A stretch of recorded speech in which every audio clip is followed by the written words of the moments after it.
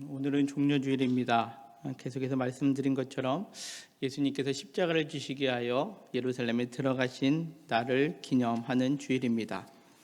예수님께서는 예루살렘에 입성하신 후에 이제 금요일 날 십자가에서 돌아가셨습니다.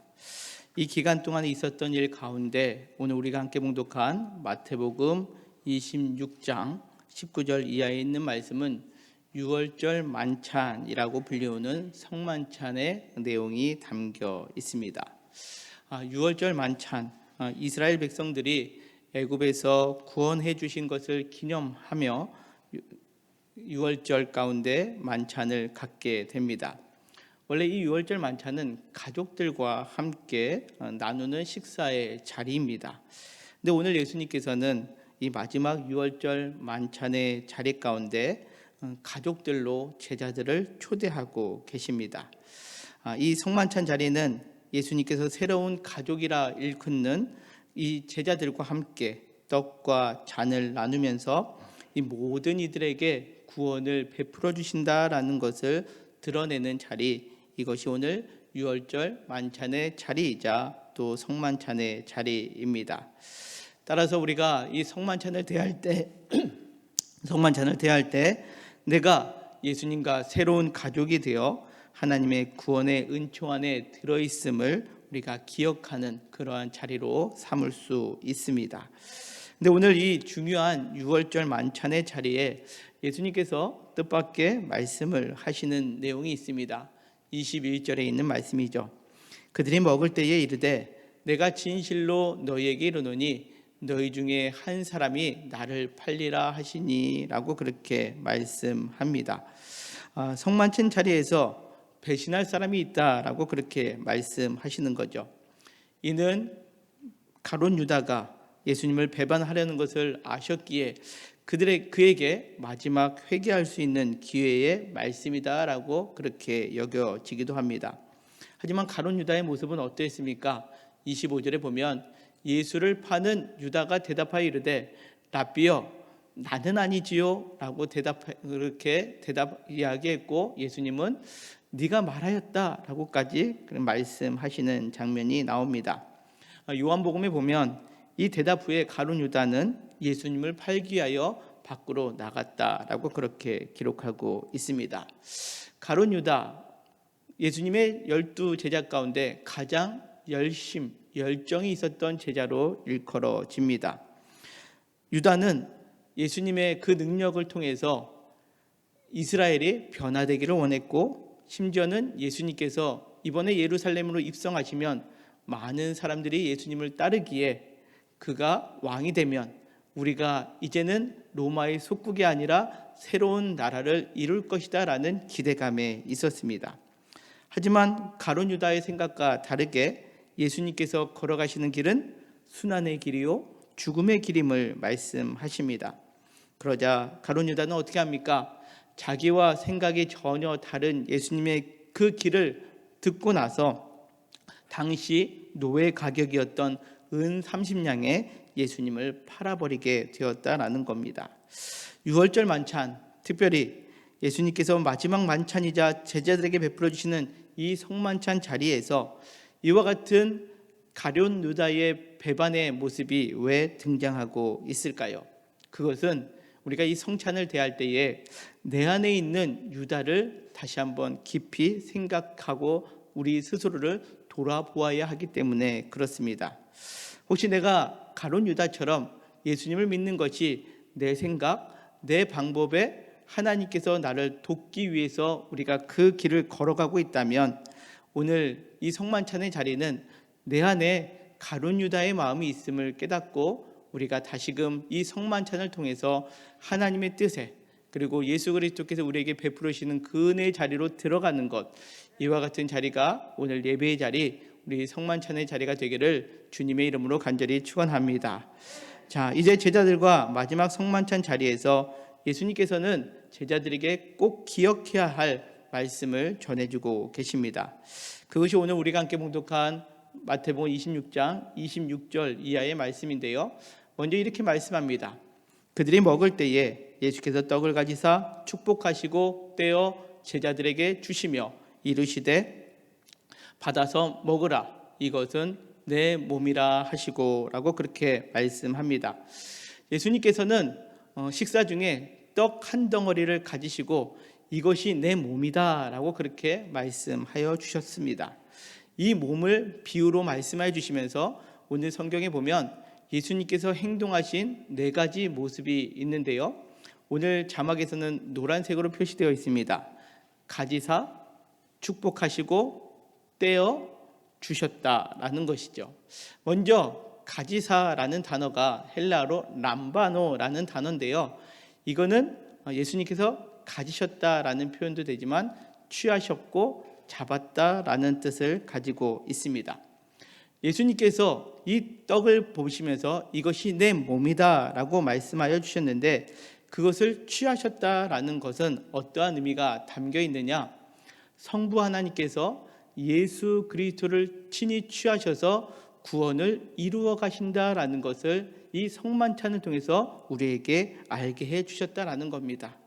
다시금 이야기하자면 주님께서 친히 그 몸을 하나님께서 취하시도록 내어드렸기 때문에 우리에게 구원의 은혜가 있다라는 겁니다. 예수 그리스도가 없이는 우리에게 구원이 이루어지지 않는다라는 거죠. 예수님께서 그 몸을 하나님께 취하시도록 내어드렸을 때에 그 구원의 십자가의 역사가 일어나게 되었음을 오늘 성경은 우리에게 말씀합니다. 그러기에 우리가 이 성만찬을 통해서 기억해야 될 것은 이 떡을 대할 때마다 예수 그리스도께서 그 몸을 하나님께서 쓰시도록 그 하나님께서 취하시도록 하셨기에 우리에게 구원이 임하고 있음을 우리가 믿음으로 고백할 수 있는 오늘 이 예배의 자리, 오늘 성만찬의 자리가 되기를 주님의 이름으로 간절히 축원합니다.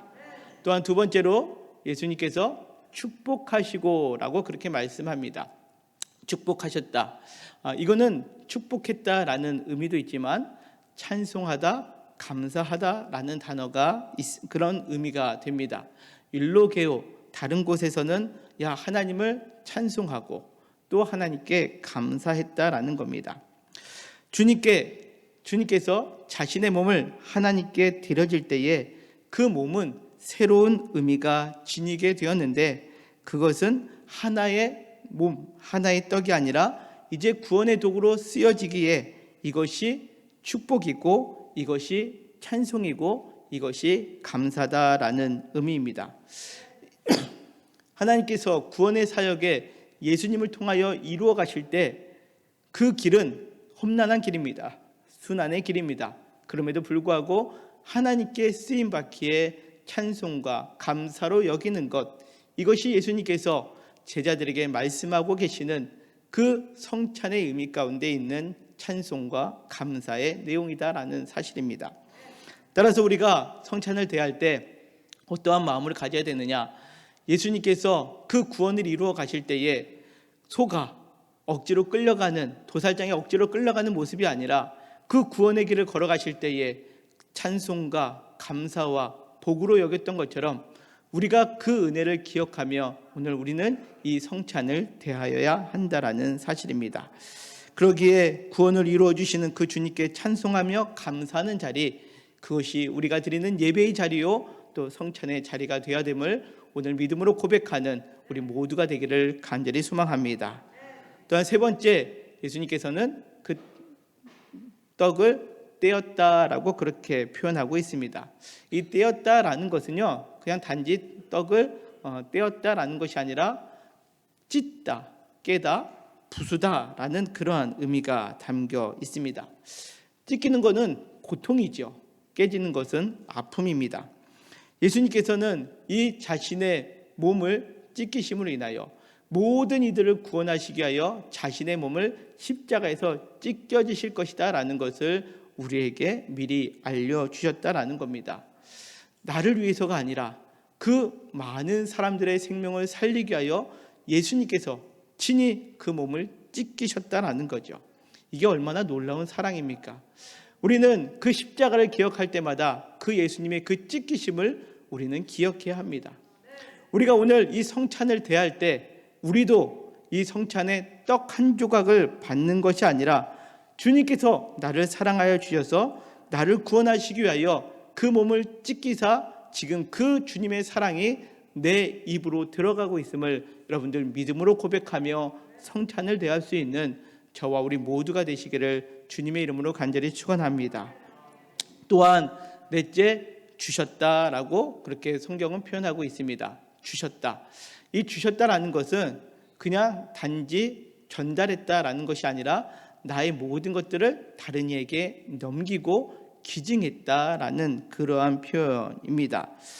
다른 사람을 위하여 내 몸을 찢겨서 산산조각내서 그 모든 사람들에게 하나씩 하나씩 부여하셨다라는 의미가 담겨 있습니다. 자신의 몸을 우리를 위하여 내어주심으로 우리가 하나님께 이르는 그 길을 찾게 하여 주셨다라는 거죠. 예수님께서는 말씀하십니다. 나는 길이요 진리요 생명이다 말씀하여 주셨습니다. 그 떡을 취하는 자마다 우리는 하나님께로 가는 길을 알게 되고 우리가 이 땅에서 어떠한 존재임을 참된 진리를 알게 될 뿐만 아니라 그 예수 그리스도께서 우리를 위하여 흘리신 그 생명을 우리는 취할 수 있게 됨을 오늘 성경은 우리에게 말씀합니다.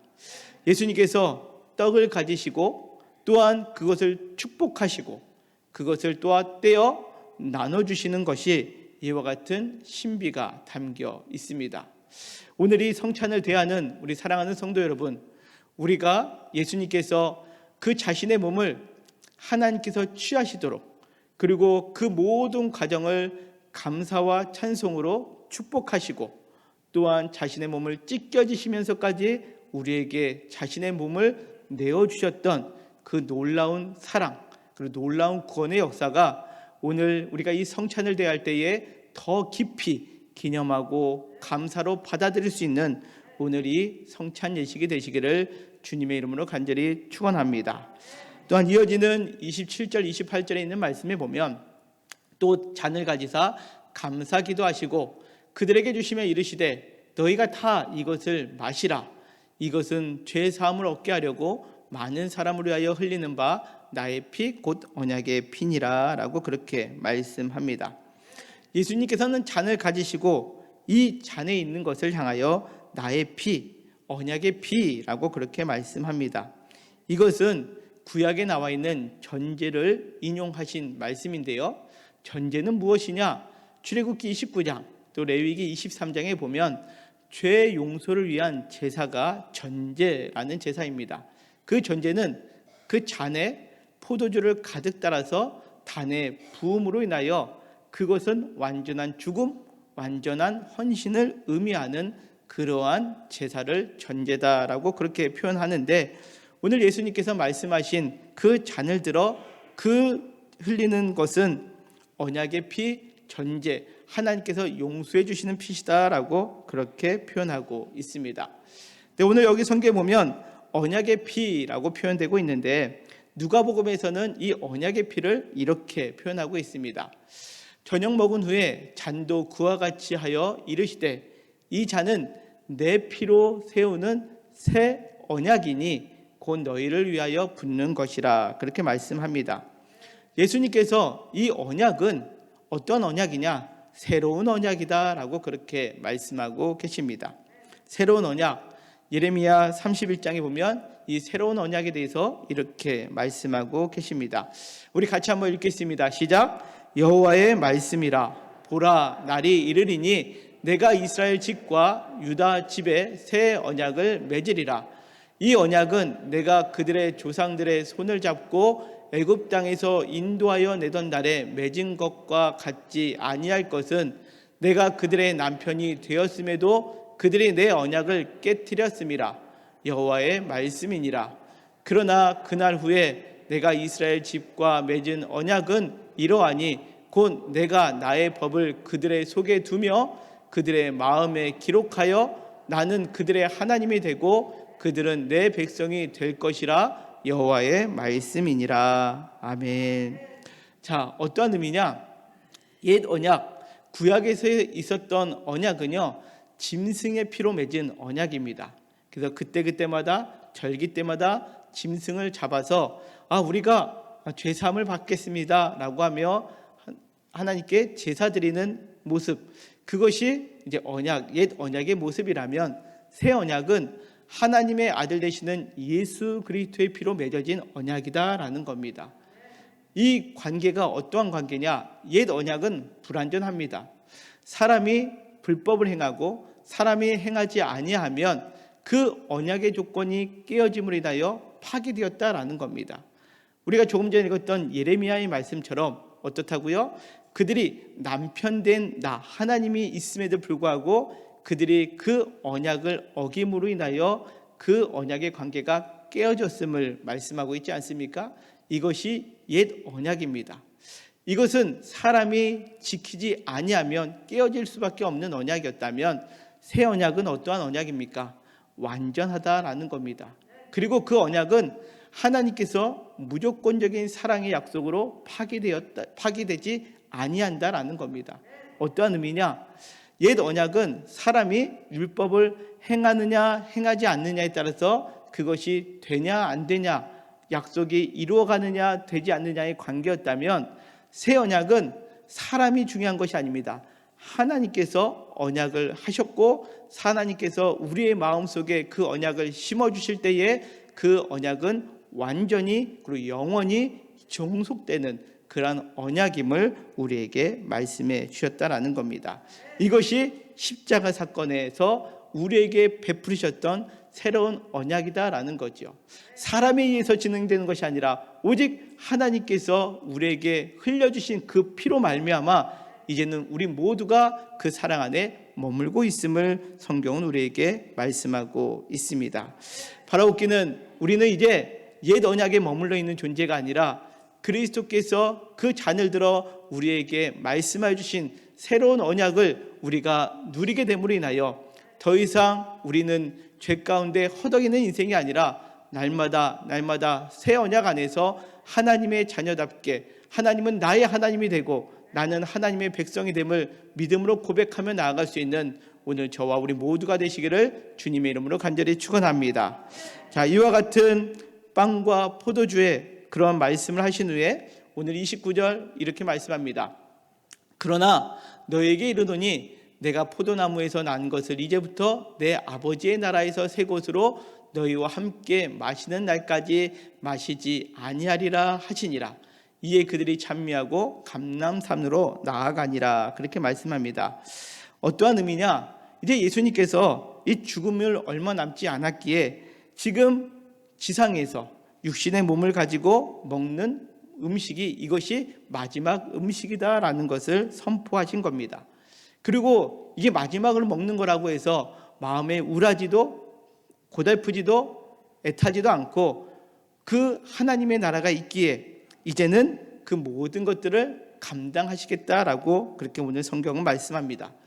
그러니까 이것을 깨닫는 제자들은 어떻게 됐다고요? 그들이 찬미하며 감람산으로 나아갔다라고 그렇게 표현되고 있습니다. 이들은 아직까지 예수님의 그 죽으심을 깊이 깨닫지는 못했지만 그러나 이 성만찬을 통해서 자신들이 옛 언약에 있는 것이 아니라 새 언약 가운데 있음을 알았고요. 예수님께서 자신들에게 얼마나 사랑을 베풀고 계시는가를 알았기에 그들은 찬미하며 감람산으로 나아갔다라는 겁니다.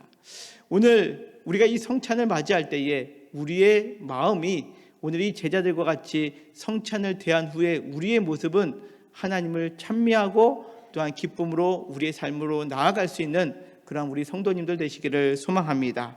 제자들도 그렇습니다. 제자들은 예수님이 부활 승천하신 후에 이 제자들은 주님의 명령을 따라 이 성찬을 나누게 되었습니다. 이것이 오늘날 우리가 드리는 성만찬의 의미입니다. 주님은 이 성만찬의 자리에 성령님을 통해서 그들과 함께하여 주신다라고 말씀하여 주셨습니다. 그렇습니다. 이 성만찬을 대할 때마다 우리는 지금 예수님께서 우리와 함께하심을 고백할 수 있습니다. 누구를 통해서? 성령님을 통해서 지금 이 성찬을 대할 때마다 이 떡은 예수님의 몸이구나, 이 잔은 예수님의 피로써 우리에게 생명과 사랑을 주시는 것이다라는 그것을 입술로 고백하게 하여 주신다라는 사실입니다. 그럴 때에 믿음으로 빵을 뗄 때마다 그것을 나눌 때마다 우리 안에 주님의 임재가 임함을 우리는 고백할 수 있어야 합니다. 뿐만 아니라 우리가 믿음으로 잔을 대할 때마다 주님이 주시는 생명이 우리 안에 있음을 고백하게 되어일 수 있다는 사실입니다. 우리가 성찬은 그냥 막 대하는 것이 아닙니다. 예전에 제가 이런 경험을 한 적이 있습니다. 안수 집사님이신데요, 예배 도중에 분병을 했습니다. 떡을 나눠 드렸습니다.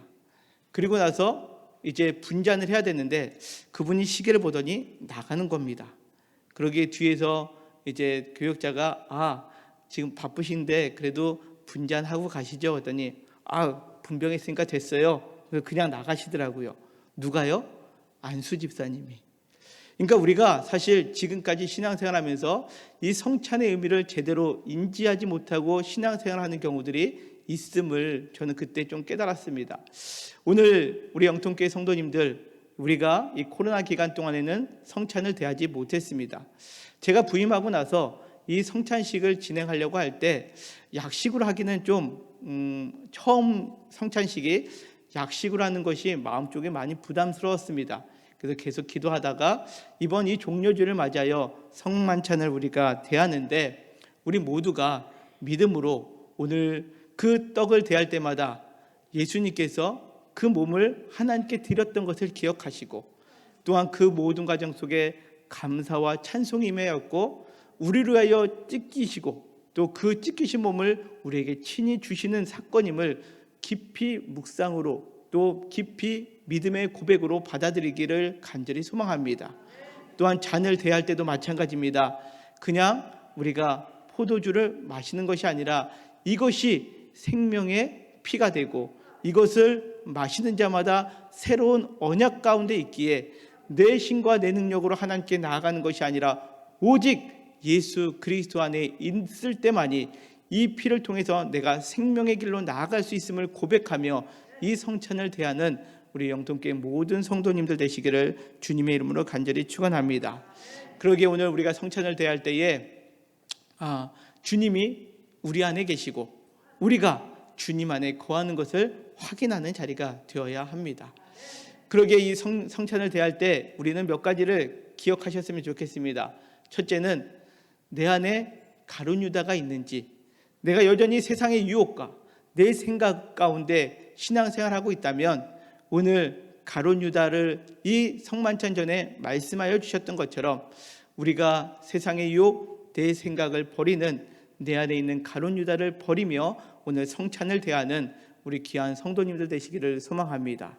뿐만 아닙니다. 하나님이 친히 취하사 축복하시고 떼어 나누어 주심을 믿음으로, 또한 영원히 변하지 아니하는 하나님의 사랑임을 우리가 믿고 고백하는 그러한 참된 신앙의 귀한 열매 맺는 귀한 성만찬의 자리가 되기를 소망합니다. 또한 이 성만찬을 통해서 하나님과 우리의 관계가 회복되고 우리 안에 하나님 나라가 있음을 기억하며 제자들이 찬미하며 감람산으로 나아갔던 것처럼 우리도 오늘 이 성찬을 대한 후에 이제는 세상에서 짓눌리고 억눌리고 실패하는 인생이 아니라 우리 안에 하나님 나라가 있음을 기억하며 믿음으로 나아가는, 그리고 날마다 승리의 노래를 부르는 저와 우리 모두가 되시기를 간절히 소망합니다. 또한 마지막으로 성만찬을 통해 우리도 주님의 손에 들려지고 우리를 써주신 것에 대하여 감사하고 찬송할 뿐만 아니라 우리 자신이 쪼개어지고 나누어짐으로 인하여 주님께서 우리를 사용하실 때에 우리를 온전히 드려지는 삶, 이 삶을 살아가기를 결단하는 오늘 이 성만찬의 자리가 되기를 주님의 이름으로 간절히 축원합니다. 그러기에 오늘 우리는 이 성만찬을 대할 때에 이렇게 고백했으면 좋겠습니다. 나는 주님 손에 들려져 있는 존재인가? 또 나는 주님께 항상 찬송과 감사와 주님의 복 안에 머물러 있는 존재인가? 또한 나는 주님의 뜻에 따라 내 것을 꽁꽁 싸매는 인생이 아니라 주님께서 쪼개시고 나누실 때 나는 그거에 합당하게 쪼개지고 나누어지는 삶을 살아가고 있는가? 또한 주님께서 다른 일을 향하여 나를 나누도록 쓰여지도록 베풀 수 있도록 하셨는데 그와 같은 삶을 살고 있는가?